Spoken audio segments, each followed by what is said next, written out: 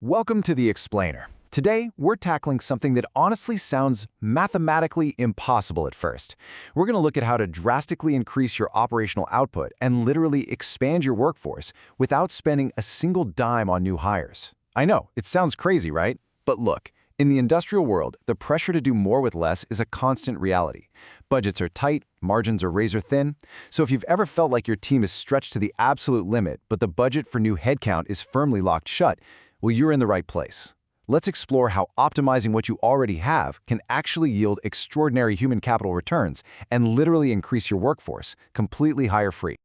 Okay, let's dive right into this. How on earth do you hire 17 new people for exactly $0?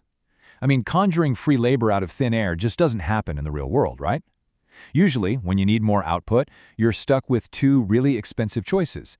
You either authorize a ton of overtime, which, let's face it, leads to massive burnout, or you hire new people, which permanently adds overhead to your balance sheet. Basically, you pay for salaries or you don't get the labor. But, as you'll see in a real-world case study we're looking at today, increasing headcount without spending capital isn't just possible, it is highly measurable. So check this out. This data comes from an actual power station that decided to take a hard look at its workforce productivity. They started with a physical mechanical maintenance craft of 30 human beings on the payroll. You know, the core team, the folks actually turning wrenches and keeping the plant running. But after a specific intervention, those exact same 30 people were suddenly producing an effective effort yield of 47 people. What does that mean? Well, effective effort yield is just a fancy way of saying the amount of actual completed work they were suddenly able to push through the system. The math here is undeniable. 30 workers were yielding the effort of 47. They didn't clone anyone, no one new was hired. But operationally, it was exactly as if 17 brand new, fully trained employees had just walked through the door. And the cost for those 17 extra pairs of hands? Absolutely nothing. Section 1. The secret. The planning system. Now, this power station didn't get these results by just demanding brutal longer hours. The secret weapon wasn't overtime. Actually, it was pure execution. Back in 1982, this station already had a planning group. I mean, they had the department, the titles, the desks, the whole shebang. But just having a group with the word planning on the door didn't magically unlock those 17 free employees. It wasn't until 1994 that management decided to really redirect that group and implement strict planning system principles. And this brilliantly illustrates a crucial point. Having a planning group is just a structural placeholder. But a planning system, when it's fully integrated and actually followed, that is an active engine that drives real efficiency. Section 2. The power station proof. Whenever we talk about massive leaps in productivity like this, it's totally natural to assume the implementation took forever.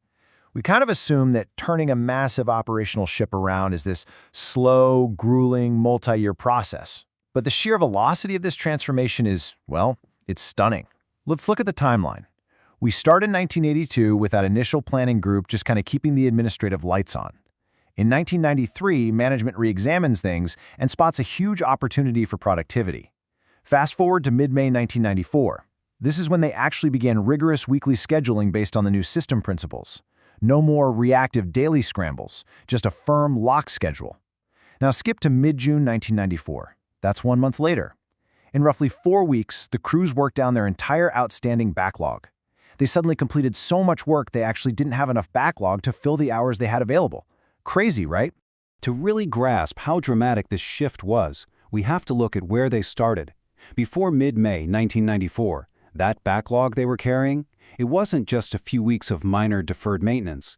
It included work orders that had been sitting there, literally gathering dust, for over 2 years. 2-year-old work orders are a massive weight on any facility. But then, after mid-June 1994, those ancient backlogs were totally eradicated, gone. In just a matter of weeks, they went from drowning in 2 years of delayed tasks to being completely caught up and prepped with a clean slate for a major fall 1994 overhaul. Section 3. Scaling the results. Now you might be thinking, it's one thing to optimize a single crew of 30 people. You could look at that and say, that was a fluke, just a really great group of techs.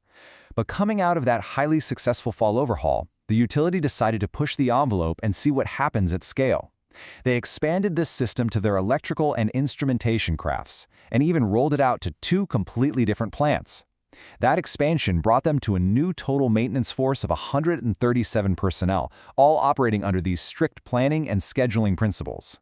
And the practical result of scaling this planning system is absolutely striking. Out of that expanded workforce of 137 personnel, these productivity improvements effectively freed up 78 technicians. Let that sink in.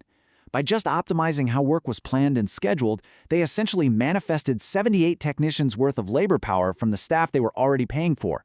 That's well over half of their total personnel count in that group, suddenly transformed into surplus capacity.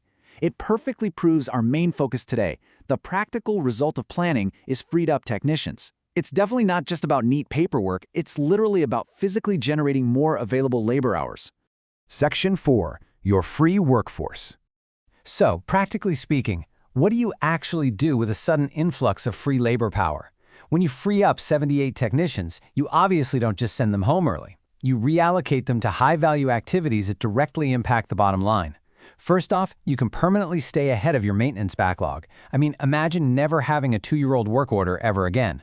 You can also start insourcing work that used to be handed off to expensive outside contractors. That alone is a massive saving. Plus, you can build parts in-house, do way more preventive maintenance to catch failures before they happen, or even lend your team to other stations. And financially, this is a real game changer. You can accept natural employee attrition without needing to rehire. If someone retires or moves on, your optimized system just absorbs the loss without dropping overall output one bit. We've seen how a single power station turned a crew of 30 workers into 47 in terms of pure output, and then leveraged a larger team of 137 to free up 78 technicians. And the absolute best part? No new hires. The practical result of meticulous planning was just an entirely freed up, wildly more capable workforce. So I want to leave you with this final, provocative thought to chew on regarding your own operations. Who is hiding in your unoptimized workforce? How many extra free employees are just waiting to be unlocked by simply implementing a better system within your own ranks? Thanks so much for joining me for this explainer, and I hope it completely changes the way you look at your team's true untapped potential.